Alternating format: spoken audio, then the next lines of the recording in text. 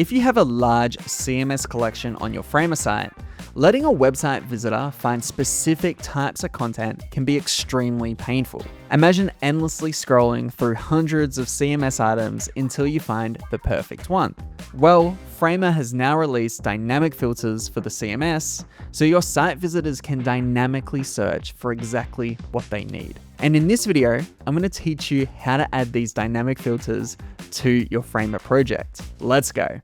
So we'll look at adding dynamic filtering to our site in 4 steps. First, we'll talk about what they are and how they work. Then I'll show you how to add a range of filter types using our Airbnb-like demo here.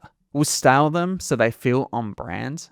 And finally, we'll talk about how they work as URL parameters. By the way, if you want to follow along with this tutorial, you'll find the Remix project in the description of this video. Now, let's talk about how they work. So there's 2 types of filters available in Framer. There's static and dynamic. Now, static filters apply to the entire CMS collection and are not changeable by the user. So for example, inside our Framer project here, we have our Airbnb clone.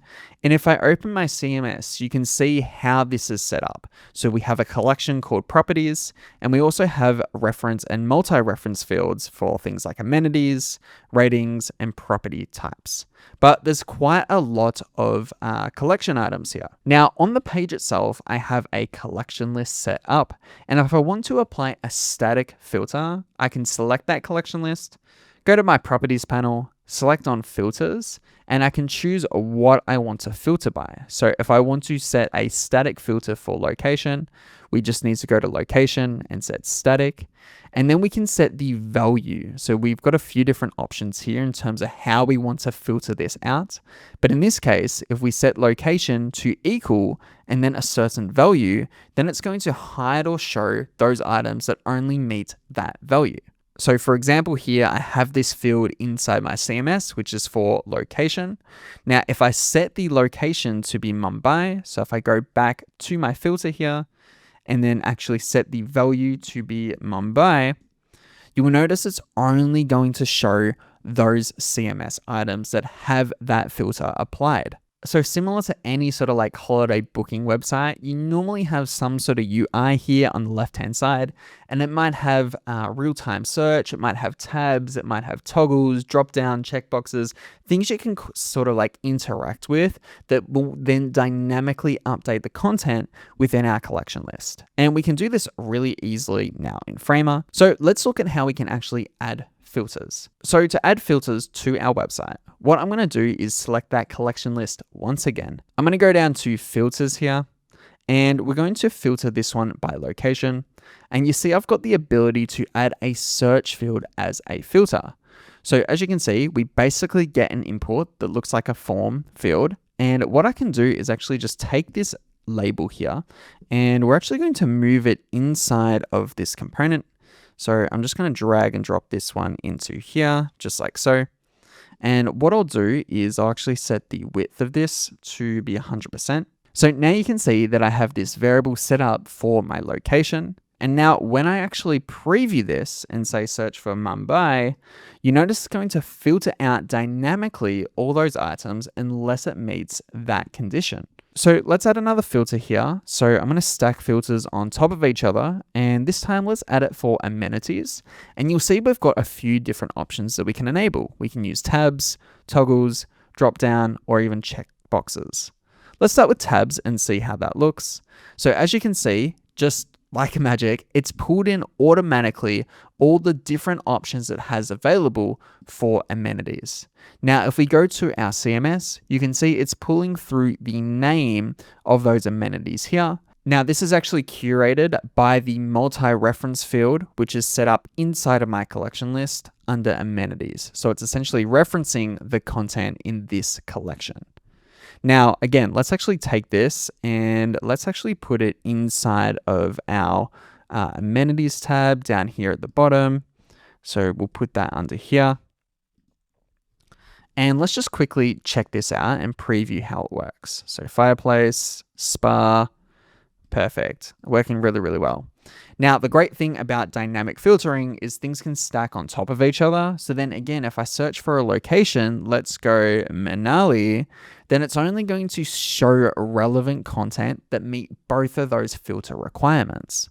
So if I search for, say, Mumbai, there's no actual available option for that. So if I go back to all, you'll see that we've only got these three here.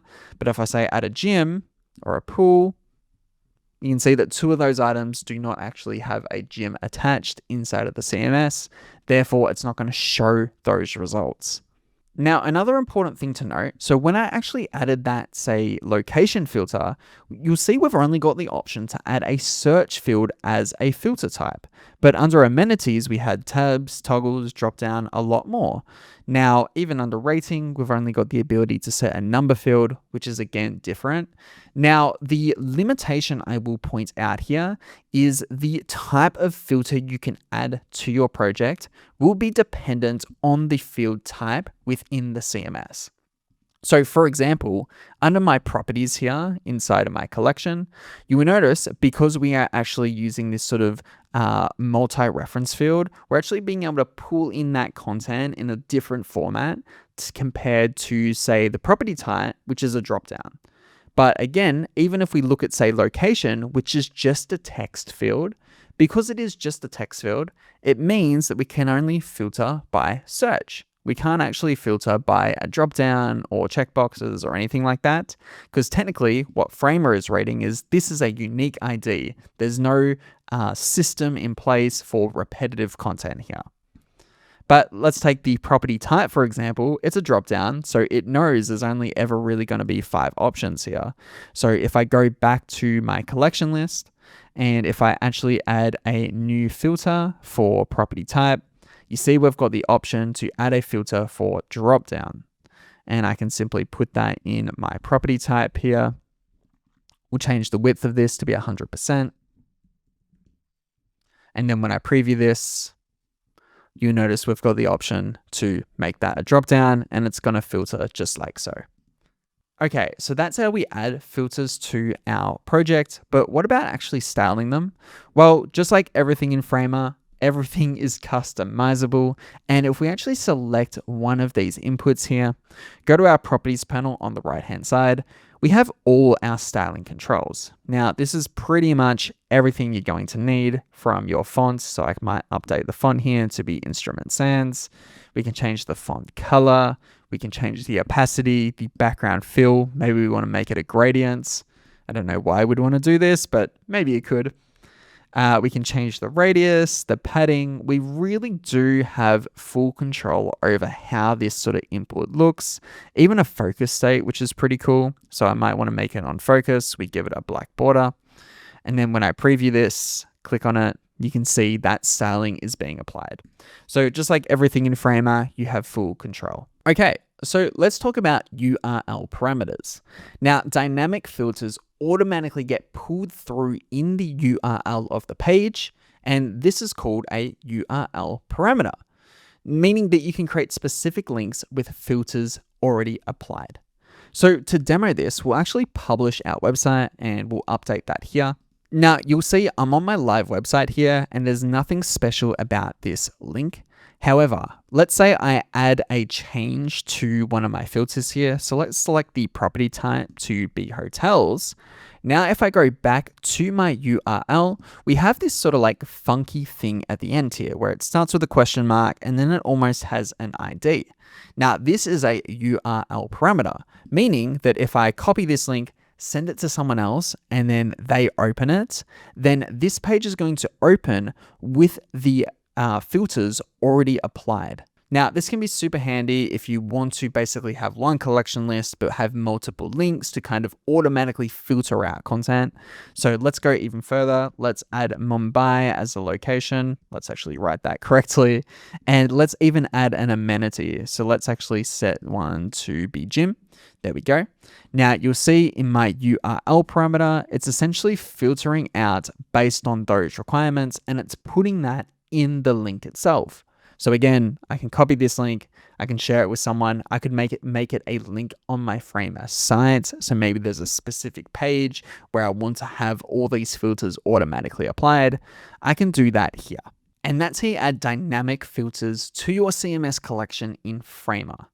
We've covered everything you need to know, from how they work, adding them to your page, styling them, and understanding how they work as URL parameters. Now, if you want access to this Framer project, I've included the remix link for free in the description, so you can check it out there.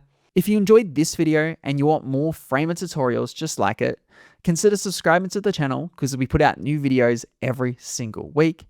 And if you're interested in mastering Framer, like truly mastering it, feel free to check out my Ultimate Framer Masterclass, which is my A to Z course on teaching you everything you need to know to become a Framer master and a truly valuable web designer. But until next time, I'll catch you later.